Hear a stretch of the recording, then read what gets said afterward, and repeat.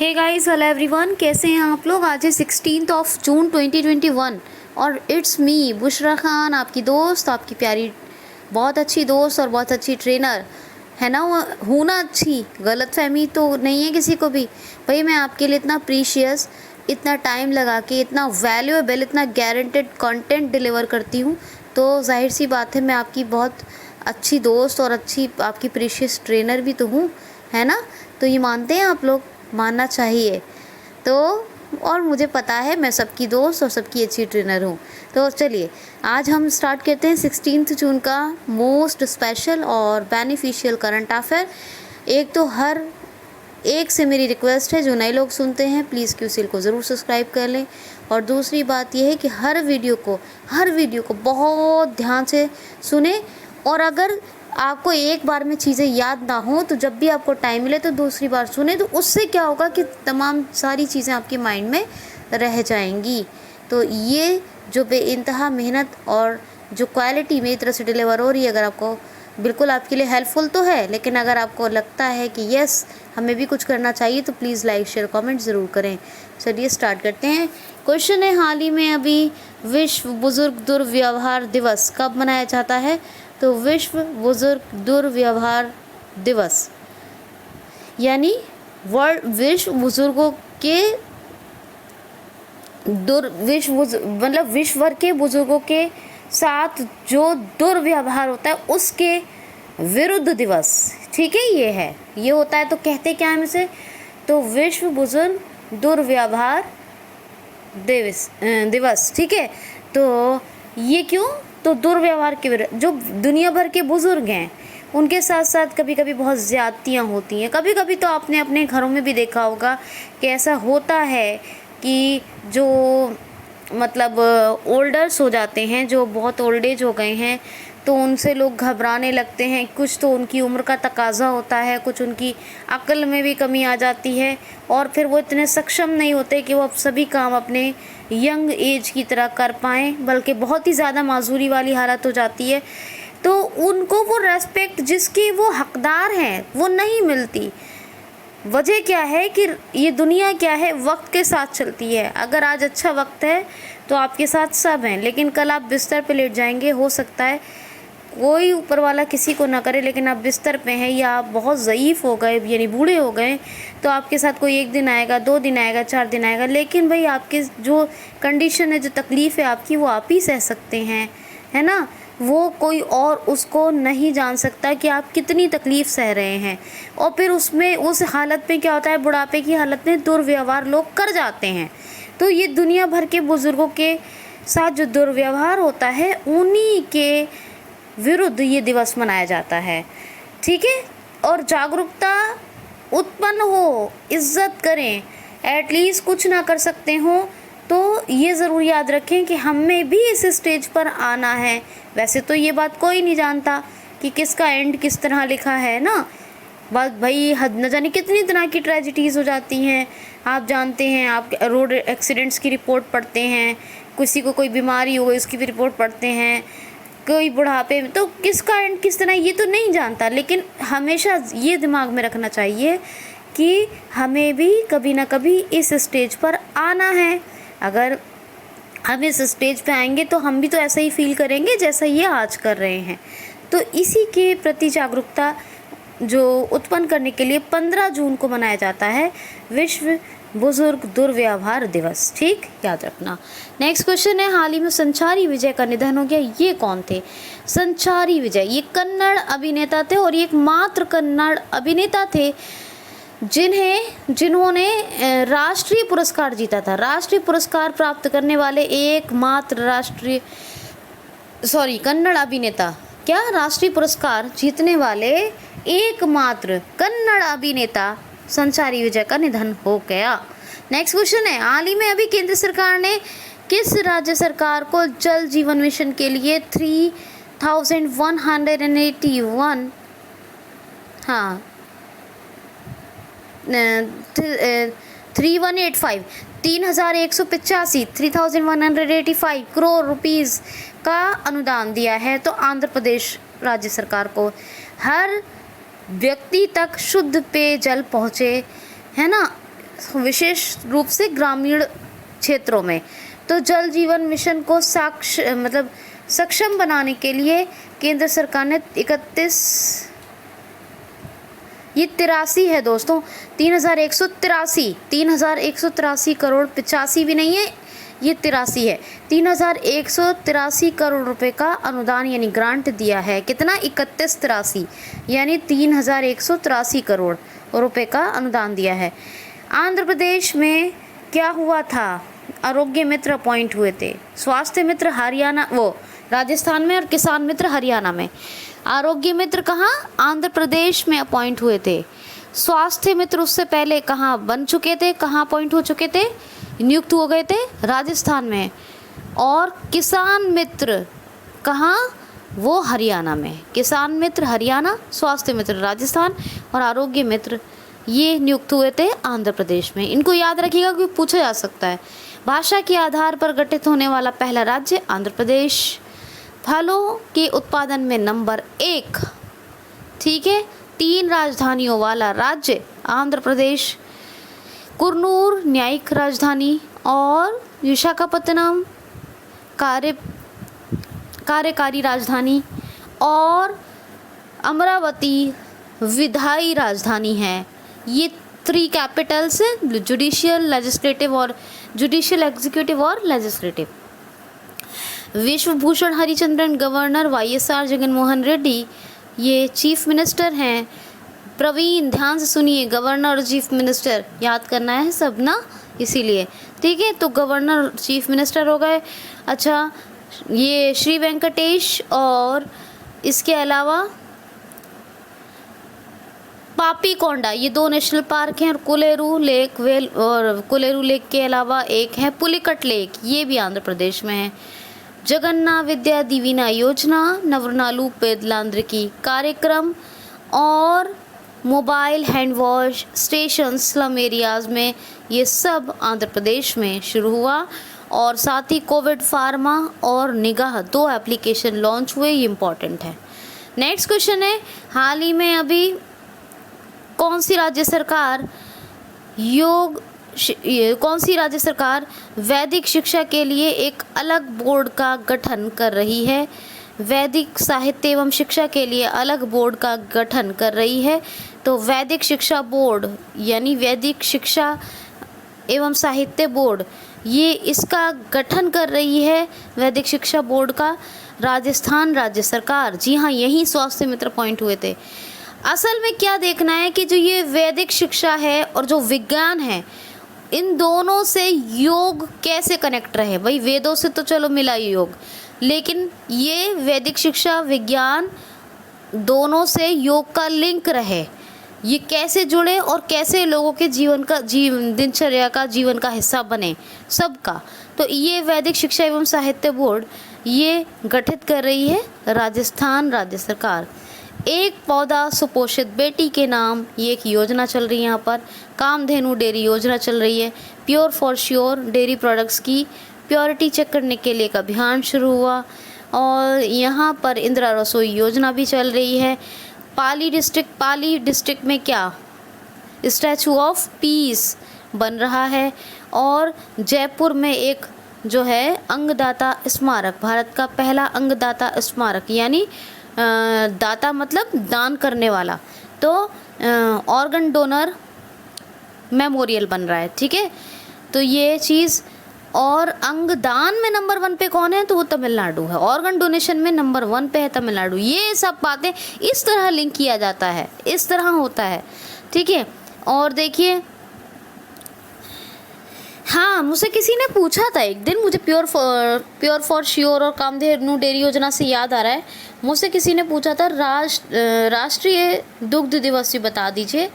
जब मैंने बताया था अंतर्राष्ट्रीय इंटरनेशनल मिल्क डे या वर्ल्ड मिल्क डे, तो तब मुझसे पूछा था, तो मुझे अभी याद आया कि डेयरी योजना से, तो 26 नवंबर को, ठीक है ना, याद रखिएगा।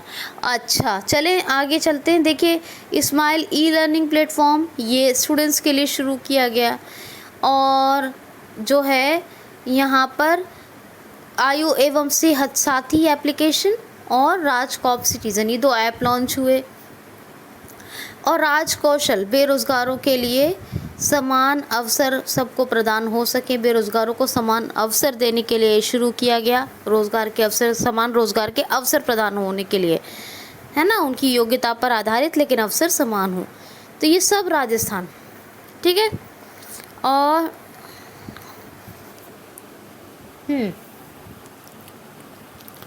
सब राजस्थान का हो गया।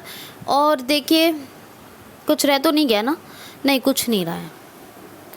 Desert Ranthambore, desert national park, Ranthambore national park, Sariska national park, ये तीनों यहीं पर हैं राजस्थान में। और बर्ड सेंचुरी है केवलादेव घाना पक्षी विहार। तो Ashok Gehlot chief minister, Kalraj Mishra governor, Jaipur capital. सब याद हो गया ना? हो गया। नेक्स्ट क्वेश्चन है, यूनाइटेड नेशन सिक्योरिटी काउंसिल के अभी अस्थायी सदस्य के रूप में किसको चुना गया है? हाल ही में अभी संयुक्त राष्ट्र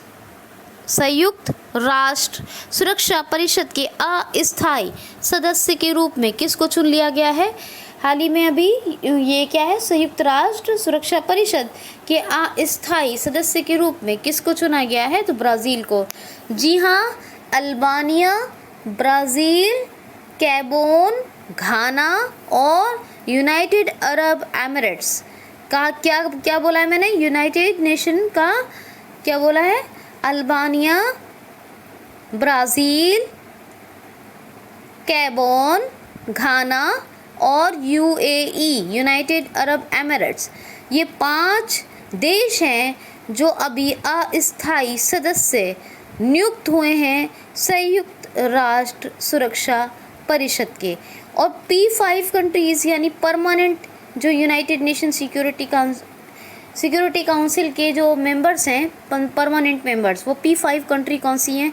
तो P5 है, एक तो है USA, एक है UK, एक है जो है फ्रांस, और एक है रशिया, और एक है चाइना।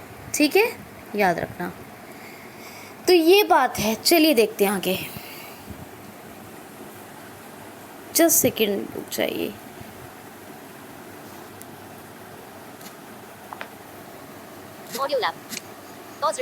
Just second. क्वेश्चन है जी, हाल ही में किस राज्य सरकार ने ट्रांसजेंडर्स को अभी पुलिस में भर्ती की अनुमति प्रदान कर दी है? सुन रहे हैं? सुने ध्यान से क्वेश्चन। हाल ही में किस राज्य सरकार ने ट्रांसजेंडर्स को पुलिस में भर्ती की अनुमति दे दी है? तो उड़ीसा राज्य सरकार। यानी कि अब ट्रांसजेंडर्स भी जी सकेंगे सम्मानजनक जीवन, और अब बाकायदा जॉब करेंगे, वर्क करेंगे, ड्यूटी निभाएंगे। कहाँ? पुलिस में। जी हाँ, उड़ीसा राज्य सरकार ने कहा है कि सब इंस्पेक्टर और कांस्टेबल के पदों पर भर्ती की जाएगी ट्रांसजेंडर्स की। अब ट्रांसजेंडर्स की भर्ती होगी किन किन पदों पर? सब इंस्पेक्टर और कांस्टेबल्स के पदों पर।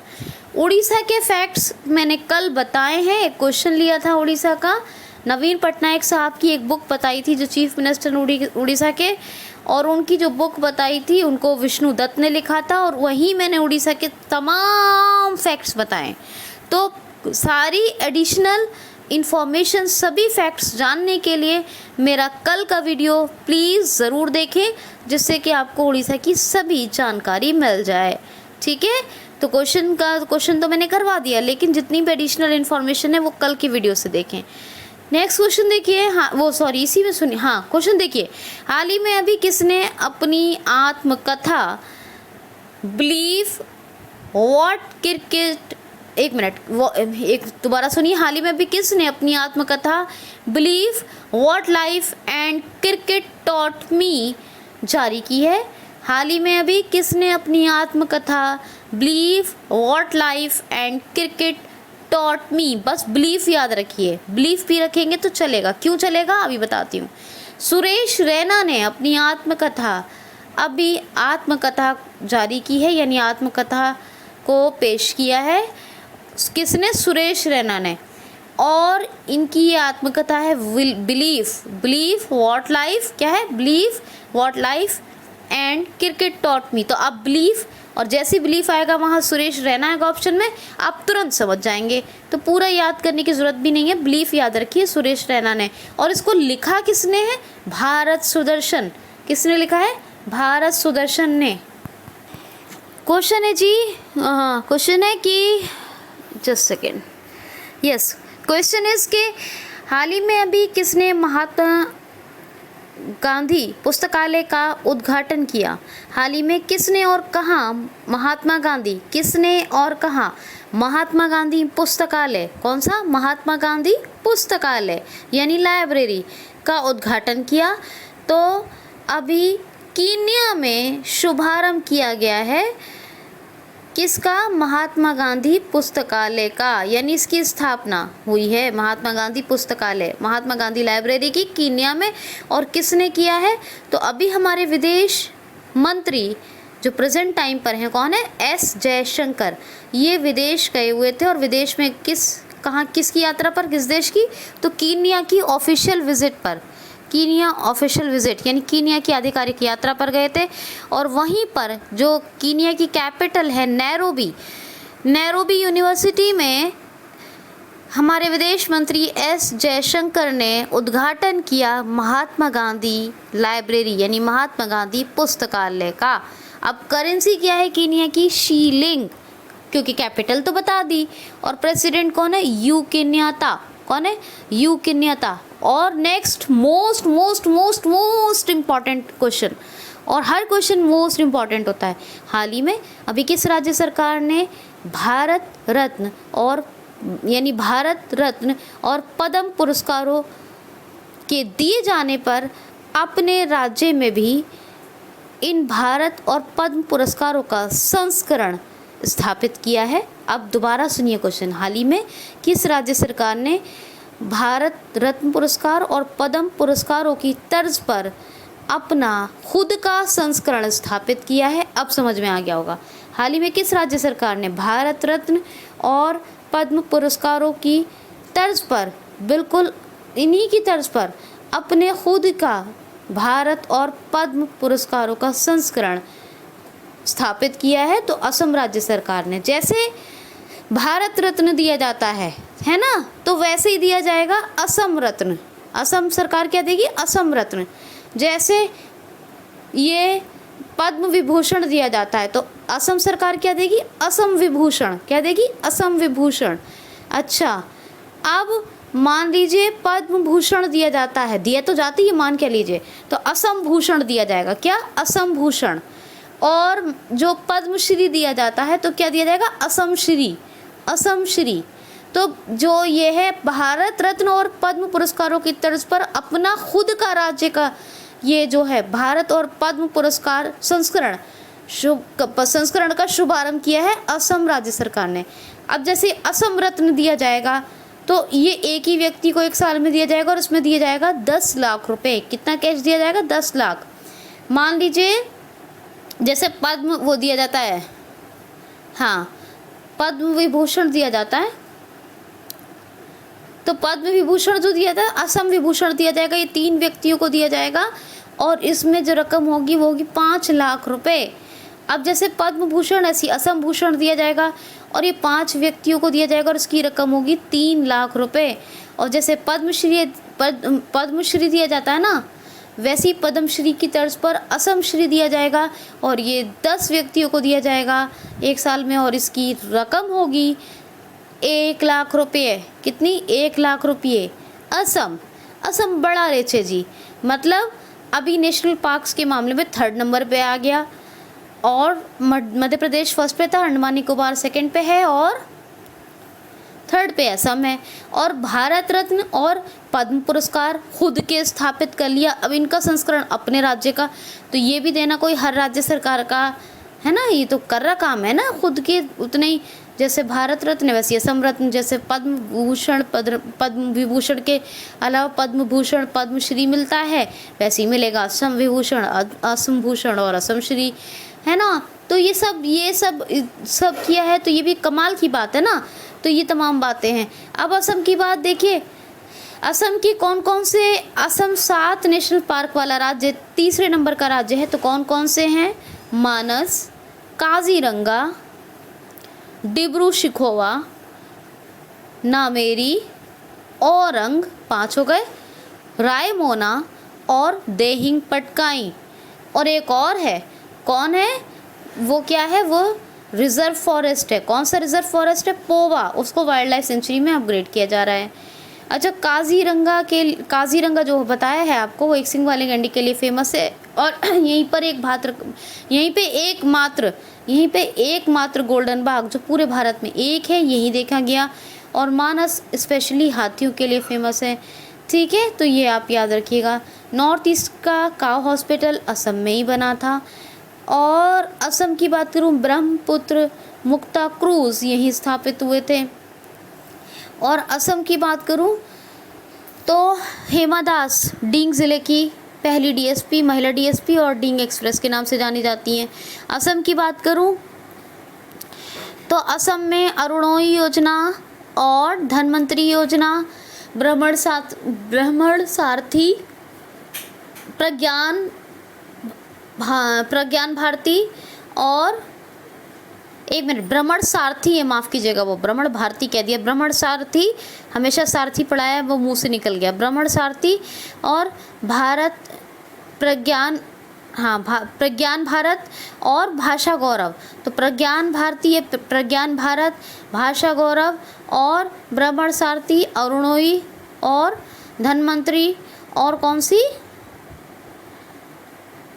और एक और है पर्यटन संजीवनी। ये 6 योजनाएं अभी करंट में चल रही हैं। झुमरू, बिहू, बागरुंगा और भूराल, ये यहाँ के डांसेस हैं। क्या है? डांस हैं। ठीक है, तो ये सब बिहू, बागरुंगा, भूराल और झुमरू। अच्छा, दिसपुर कैपिटल है, गुवाहाटी क्या है? High court. सुधांशु धूलिया का नाम याद रखिए। अभी आंध्र प्रदेश की बात हुई थी, आंध्र प्रदेश में कौन थे? राजस्थान की बात हुई है, वहाँ कौन है? इंद्रजीत मोहंती। फौरन से लगाई, आंध्र प्रदेश की बात की थी कि उसके कौन है चीफ जस्टिस आंध्र प्रदेश के, मैंने आपको बताया है। ठीक है, एक एक चीज़ तो ये आपको याद रखना है। जैसे राजस्थान असम का मैंने बताया आपको, इसी तरीके से याद रखा कीजिए।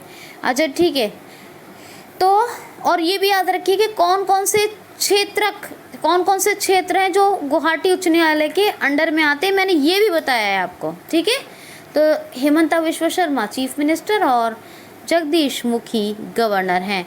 नेक्स्ट क्वेश्चन देखिए, हाल ही में अभी IAMAI की अध्यक्षता कौन करेंगे? IAMAI की अध्यक्षता कौन करेंगे? तो justice A.K.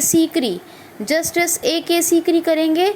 Internet and mobile association of India की अध्यक्षता, ये फुल फॉर्म है IAMAI की, इंटरनेट एंड मोबाइल, एंड तो ऐसे ही लगाया कनेक्ट करने के लिए, है ना, वो तो कंजंक्शन है। मोबाइल के बाद एसोसिएशन ऑफ इंडिया, तो IAMAI की अध्यक्षता करेंगे जस्टिस A.K. सीकरी। क्वेश्चन है जी, हाल ही में निर्मल मिल्खा कौर का निधन हो गया, ये कौन थी? निर्मल मिल्खा कौर का निधन हो गया, ये कौन थी? आपने एक नाम सुना होगा मिल्खा सिंह का, मिल्खा सिंह, ये उन्हीं की पत्नी थी निर्मल मिल्खा कौर। और ये वॉलीबॉल, ये क्वेश्चन वैसे मुझे ये बनाना चाहिए था कि ये किस खेल से संबंधित थी। क्वेश्चन क्या बनाना चाहिए था? निर्मल मिल्खा कौर का निधन हो गया, ये किस खेल से संबंधित थी? तो कोई बात नहीं, अब याद रख लीजिएगा, मैंने कौन थी बनाया है, जैसा बनाती हूँ वैसा बोल देती हूँ। तो ये एक जो है, ये मिल्खा सिंह की पत्नी तो थी, लेकिन निर्मल मिल्खा कौर वॉलीबॉल से संबंधित थी। किससे रिलेटेड थी? वॉलीबॉल। ये वॉलीबॉल टीम की कैप्टन रही निर्मल मिल्खा कौर और मिल्खा सिंह की पत्नी थी, और इनका भी निधन हो गया। नेक्स्ट क्वेश्चन है, हाल ही में कौन सा केंद्र शासित प्रदेश, भारत का कौन सा केंद्र शासित प्रदेश अभी शौच मुक्त घोषित किया गया है? तो ये है अपना देश भारत, और इसी का है एक केंद्र शासित प्रदेश, कौन सा? लद्दाख, और इसी को लद्दाख को शौच मुक्त घोषित किया गया है। मतलब खुले में शौच मुक्त घोषित नहीं किया जा सकता, खुले में शौच मुक्त घोषित किया गया है, तो खुले में शौच मुक्त घोषित किया है। भाई शौच मुक्त तो कोई भी नहीं हो सकता, तो खुले में शौच मुक्त घोषित किया गया है, ठीक है।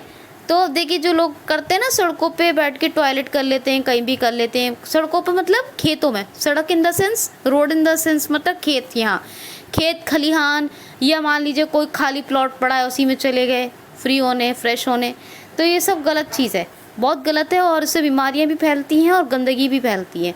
तो खुले में शौच मुक्त घोषित किया गया है लद्दाख को। कौन सा केंद्र शासित प्रदेश है? लद्दाख। खुले में शौच मुक्त घोषित किया गया है। तो लद्दाख की बात है, लद्दाख में एक हेमिस नेशनल पार्क है अभी, और जम्मू एंड कश्मीर के साथ साथ ये भी यूटी बना था, दोनों यूटी बने थे, और इसके लद्दाख के लेफ्टिनेंट गवर्नर थे R.K. माथुर। कौन थे? R.K. Mathur. Most important question सुनिए। हाल ही में अभी वर्ल्ड गिविंग इंडेक्स जारी हुआ है, इसमें नंबर 1 पे कौन है? वर्ल्ड गिविंग इंडेक्स मतलब क्या होता है? यानी विश्व उदारवादी इंडेक्स, विश्व उदारता सूचकांक। तो वर्ल्ड गिविंग इंडेक्स, विश्व उदार सूचकांक जारी हुआ, इसमें नंबर 1 यानी शीर्ष पर या टॉप पे कौन है? तो इंडोनेशिया। दुनिया के सभी देशों में सबसे ज़्यादा उदारवादी देश है इंडोनेशिया, और दूसरे नंबर पे है कीनिया। जी हाँ, दोनों टॉप 2 याद रखिए। दुनिया का पहला सबसे सर्वाधिक यानी सबसे ज़्यादा उदारवादी देश इंडोनेशिया है, उसके बाद है कौन सा? कीनिया। और अपने भारत का इस वर्ल्ड गिविंग इंडेक्स यानी विश्व उदारवादी सूचकांक में क्या स्थान रहा है?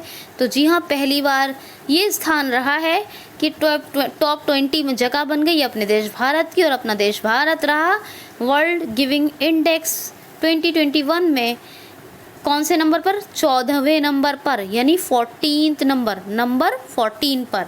नेक्स्ट सुनिए क्वेश्चन है, हाल ही में अभी किसने गैलफेंट चैलेंज चेस का खिताब जीत लिया है? हाल ही में भी किस खिलाड़ी ने गैलफेंट चैलेंज चेस का खिताब यानी टाइटल जीत लिया है? तो डी गुकेश। जी हाँ, डी गुकेश हैं जिन्होंने गैलफेंट चैलेंज चेस का खिताब जीत लिया है, सम्मान जीत लिया है।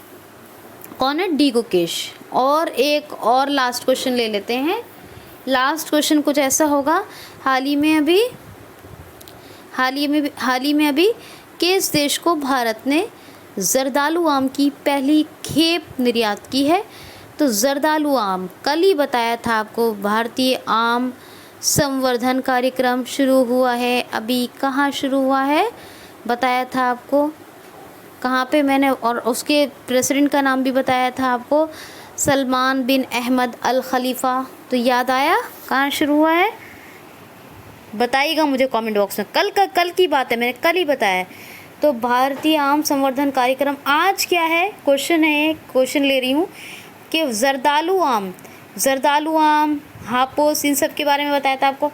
तो जर्दालू आम की पहली खेप भारत किस देश को निर्यात कर रहा है? तो पहली खेप भेज रहा है ब्रिटेन को। जी हाँ, ब्रिटेन को भेज रहा है भारत। जर्दालू आम होता है बिहार में, और बिहार का ये ऐसा जर्दालू आम ऐसा आम है जिसको GI टैग मिल चुका है, और यही इसी की पहली खेप भेज रहा है भारत ब्रिटेन में। कैपिटल लंदन है जी, करेंसी पौंड स्टर्लिंग है, और बोरिस जॉनसन ये इसके प्राइम मिनिस्टर हैं ब्रिटेन के। तो कल का बताइए, कल कहाँ पर किस जगह भारतीय आम संवर्धन कार्यक्रम शुरू हुआ है? और IDFC के MD एंड CEO नहीं बताया है आपने। दोनों क्वेश्चन का जवाब मुझे कल दीजिए, वो यानी आज दीजिए। कल का एक क्वेश्चन था और आज एक क्वेश्चन पूछा है कल ही के क्वेश्चन आंसर में से, ठीक है। तो चलिए आज के लिए इतना ही। लाइक शेयर कमेंट ज़रूर करें, सब्सक्राइब भी करें, और पूरी वीडियो को ध्यान से सुने। Enough for today, thanks for watching.